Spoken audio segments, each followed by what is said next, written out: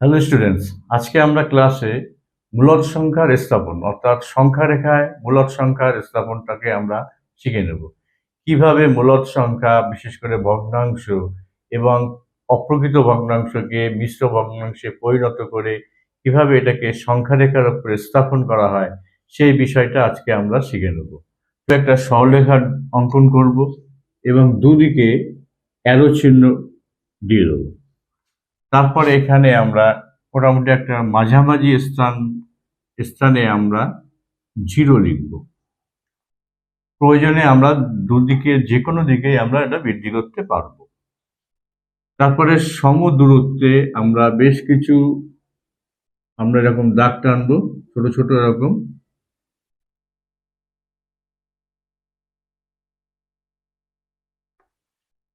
মাঝখানে 0, 0 ডান দিকে রাখা হয় পজিটিভ সংখ্যা 1, 2, 3, আর এদিকে রাখা হয় নেগেটিভ সংখ্যা -1, -2, -3, 4।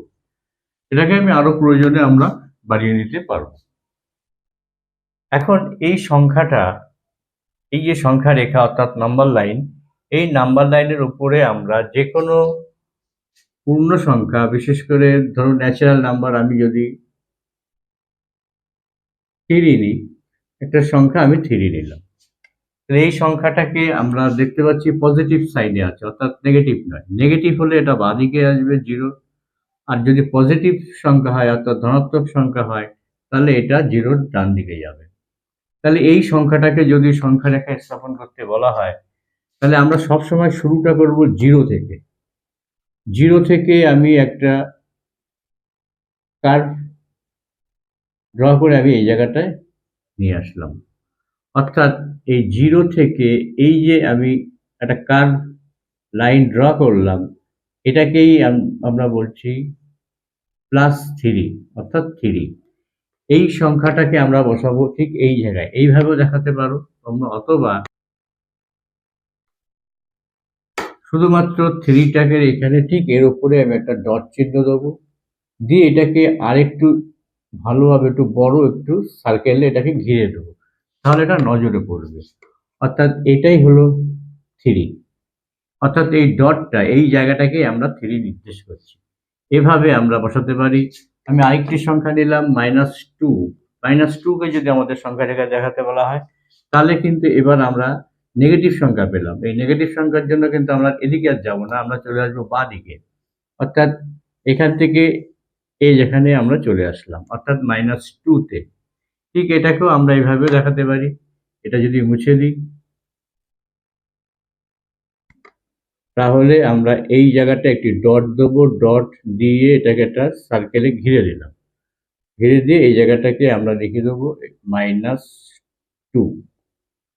এবার কখনো কখনো সংখ্যা রেখার উপরে তোমাদের নেমিং করতে বলা হতে পারে, সেই ক্ষেত্রে তুমি এটা লিখে দিতে পারো, এই ডটটাকে পি লিখে দিলে, সাপোজ এখানে আমি এটা মুছে দিলাম, মুছে দিয়ে অনেক ক্ষেত্রে দেখা যায় এখানে পি দেওয়া হয়, অর্থাৎ যে কোনো একটা ইংরেজির একটা লেটার বসিয়ে দেওয়া হলো, তাহলে পি এর অবস্থানটা কোথায় আছে? -2 এর উপর, অর্থাৎ পি = -2।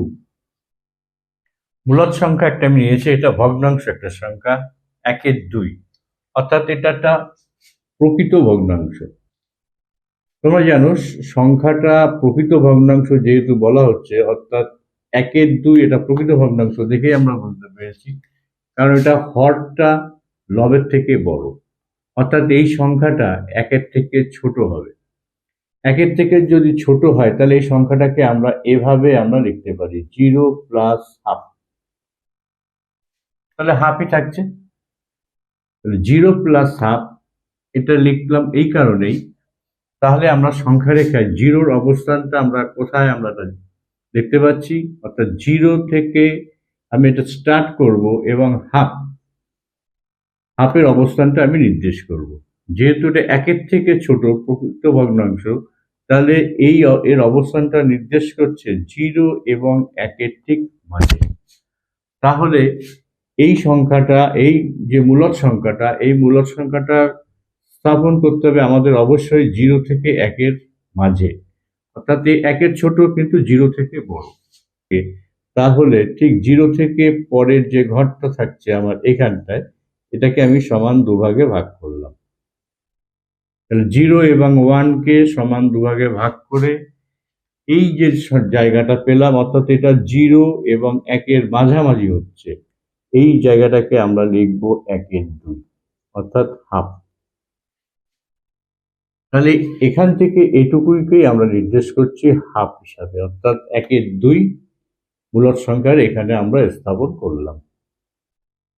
এবার আমি যে সংখ্যাটা নিচ্ছি 3/4, অর্থাৎ এটাও প্রকৃত ভগ্নাংশ, এটাও 1 থেকে ছোট এবং 0 থেকে বড়। তাহলে এই সংখ্যাটাকে আমরা কিভাবে লিখব? 0 প্লাস 3/4। তাহলে 0 এবং 1 এর মাঝে এই সংখ্যাটি বসবে। এখন এই 3/4 এই সংখ্যাটিকে আমরা কোথায় বসাবো? এবার আমাদের লক্ষ্য করতে হবে এই ডিনোমিনেটর, অর্থাৎ হরটা কত আছে। হরটা হচ্ছে 4। তাহলে আমি 0 থেকে 1কে আমি সমান 4 ভাগে ভাগ করব। 1 ভাগ, 2 ভাগ, 3 ভাগ, মাঝে 3টে দাগ দিলেই 4টে ভাগ হয়ে যায়। দিতে পারি এটা 1/4, এটা 2/4, এবং এই সংখ্যাটা, এই জায়গাটা হচ্ছে 3/4, আর এই জায়গাটা হচ্ছে 4/4। 4/4 অর্থাৎ কেটে গেলে এটা 1ই হয়, অর্থাৎ এই সংখ্যাটাই ফিরে পেলাম। এই জন্য 4/4 লিখবার কোনো প্রয়োজন নেই। তাহলে এখন নিশ্চয়ই বুঝতে পারছো 3/4 এর জায়গাটা কোথায় হবে, অর্থাৎ ঠিক এখানটায় আসবে 3/4। এই জায়গাটাই হচ্ছে 3/4, অর্থাৎ 4 ভাগের 3 ভাগ। এবার অপ্রকৃত ভগ্নাংশ। অপ্রকৃত ভগ্নাংশে কিভাবে সংখ্যা রেখার ওপর স্থাপন করা হয় আমরা সেটা দেখব। অপ্রকৃত ভগ্নাংশ আমি একটা নিয়েছি 7/2, এটাকে আবার আমরা মিশ্রতে পরিণত করব।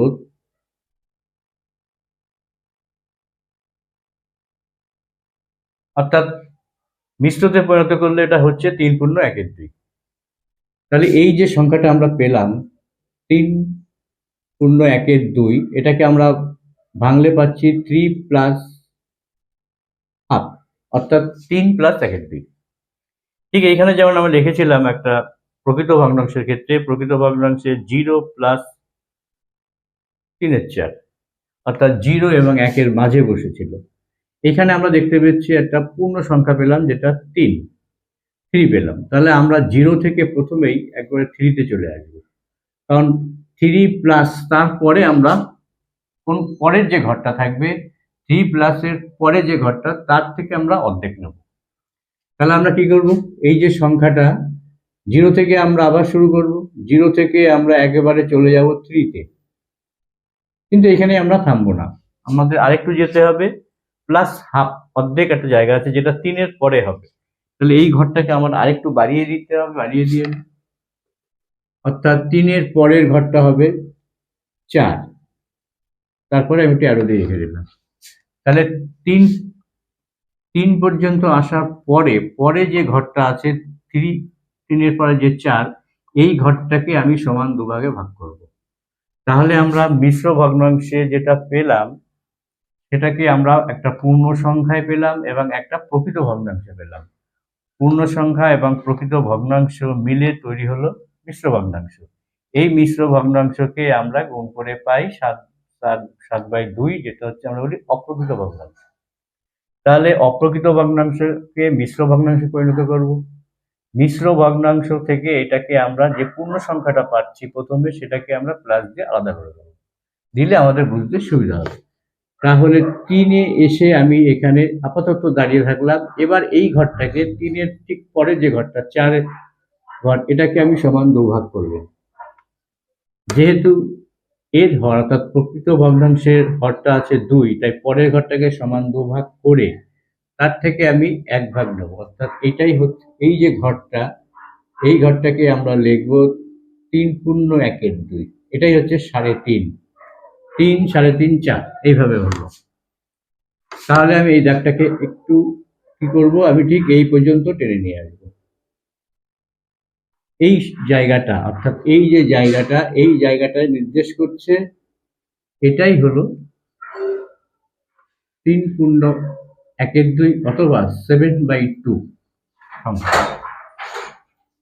তাহলে বোঝা গেল বন্ধুরা, 3.1/2 অর্থাৎ 7/2 সংখ্যাটাকে আমরা 0 থেকে এইভাবে সংখ্যা রেখায় স্থাপন করতে পারি। এবার একটি নেগেটিভ সংখ্যাকে কিভাবে সংখ্যা রেখায় স্থাপন করা হয় সেই বিষয়টা আমরা দেখে নেব। আমি এখানে একটা নেগেটিভ সংখ্যা, যে কোনো একটা সংখ্যা ধরলাম -12/5। তাহলে এই যে নেগেটিভ সাইনটা আছে দেখতেই পাচ্ছ, অর্থাৎ এটা নেগেটিভ। শুরুতেই আমরা যখন সাইনটা দেখতে পাচ্ছি, আমরা সংখ্যা রেখায় অবশ্যই এবার বাঁদিকে চলে আসবো।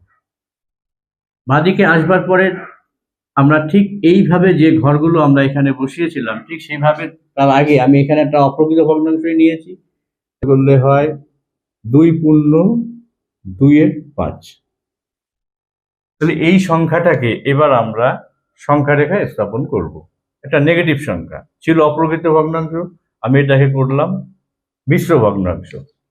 তাহলে এখান থেকে আমরা ঠিক এইভাবে এটাকে ভেঙে লিখবো -2 + 5/2। মনে রাখতে হবে এটা পুরোটাই মাইনাস। যাক, আমি মাইনাসটাকে যেন আগেই দিয়ে দিলাম। তাহলে প্রথমে আমি -2 ঘরে আসবো, অর্থাৎ 0 থেকে আমি সরাসরি এখানে -2-তে চলে আসবো। চলে এসে এখানে আমি কিছু সময় দাঁড়িয়ে গেলাম, কারণ আমাকে আরো কিছুটা অংশ যেতে হবে, যেটা হচ্ছে মাইনাসের দিকেই আছে 2/5। তাহলে 2 এর পরে যে ঘরটা পাচ্ছি, 2 পূর্ণ সংখ্যায় আছে, 2 এর পরের ঘরটাকে আমি 2 থেকে 3 এই ঘরটাকে আমি সমান 5 ভাগ করব, যেহেতু এর হর 5 আছে, অর্থাৎ প্রকৃত ভগ্নাংশ আছে এটা, এই অংশটুকু প্রকৃত ভগ্নাংশ হচ্ছে। তাহলে এই 2 থেকে 3 এখানে আমি সমান 5 ভাগে ভাগ করব, 1 2 3 4, অর্থাৎ 4 বার দাগ কাটলেই 5 ভাগ হয়ে যায়। তাহলে আমি কি করবো, 5 ভাগে 2 ভাগ নিয়ে নেব। এই সংখ্যাটা অর্থাৎ 2 এবং 3 যে 2 থেকে 3 এর মধ্যে যে আমি 5টি সমান ভাগ করেছি, তার থেকে আমি দু টুকরো নিয়ে নেব, অর্থাৎ 1 টুকরো 2 টুকরো এই পর্যন্ত আসবো। অর্থাৎ এই হলো আমার সংখ্যা রেখার উপরে এই বিন্দুটাকে আমি নেব। এই বিন্দুটার মানই হচ্ছে -2.2/5। তোমরা এখানে এটা লিখতে পারো 2.1/5, 2.2/5, 2 মাইনাস, সব ক্ষেত্রেই -2.3/5, -2.4/5। তারপরে এখান থেকে আমরা কি করবো, 5 ভাগেতে 2 ভাগ নিয়ে নিলাম। এটা আমরা এইভাবে আসতে পারি। তাহলে এই সংখ্যাটাকে আমরা এখানে স্থাপন করে দেখিয়ে দিই, 2.2/5 মাইনাস নেগেটিভ সংখ্যা। এইভাবে আমরা সংখ্যা রেখায় এটাকে স্থাপন করতে পারি। তবে তোমরা এটাকে, এটা একভাবে দেখানো হয়, আমি তোমাদের এটাকে অন্যভাবে, যদি এটা দাগ করতে হয়, এটা একটু নিচু ক্লাসেই দেখানো হয় এইভাবে কিভাবে আসা হয়। তবে সরাসরি তোমরা এই জায়গাটায়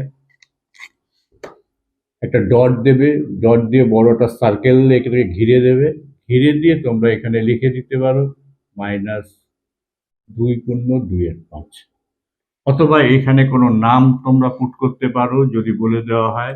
অর্থাৎ এই জায়গায় আমি উপরে PQR একটা কিছু লিখলাম, লিখে আমি লিখে দিতে পারি, ধরলাম এখানে আমি কিউ লিখলাম, ঠিক এই বিন্দুটার উপরে কিউ লিখে কিউ = -2.2/5। তাহলে উত্তরটা কমপ্লিট বোঝা যায়। অর্থাৎ অবস্থানটা কিউ, এটা কিউ এর মানটাও লিখে দিলাম পাশে আমি। তাহলে বোঝা গেল যে এই কিউ বিন্দুটার অবস্থানই নির্দেশ করছে -2.2/5, অর্থাৎ -12/5, এই অপ্রকৃত ভগ্নাংশের জায়গাটি। তাহলে বন্ধুরা, মোটামুটি মূলদ সংখ্যার যে বিষয়গুলো ছিল, পূর্ণ সংখ্যা এবং ভগ্নাংশের সংখ্যা, পজিটিভ এবং নেগেটিভকে কিভাবে বসাতে হয়, মোটামুটি একটা করে বোঝানোর চেষ্টা করা হলো। আশা করি তোমাদের কাছে খানিকটা ক্লিয়ার হয়েছে। তাহলে বন্ধুরা, আজকে সংখ্যা রেখার উপর মূলদ সংখ্যার যে স্থাপন, এটা নিয়ে আলোচনা করা হলো। আগামী দিন আমি অপর আরেকটি ক্লাস নিয়ে আসবো। তোমরা আমার চ্যানেলে যারা নতুন আছো তাদেরকে আমি অনুরোধ করবো, তোমরা আমার চ্যানেলে সাবস্ক্রাইব করে নেবে, তাহলে আমি যখনই ভিডিও আপলোড করব তোমরা মেসেজ পেয়ে যাবে এবং দেখতে পারবে সবার আগে। তাহলে বন্ধুরা, আজকে এখানে শেষ করছি। নমস্কার। আগামী দিনের জন্য তোমাদের শুভেচ্ছা।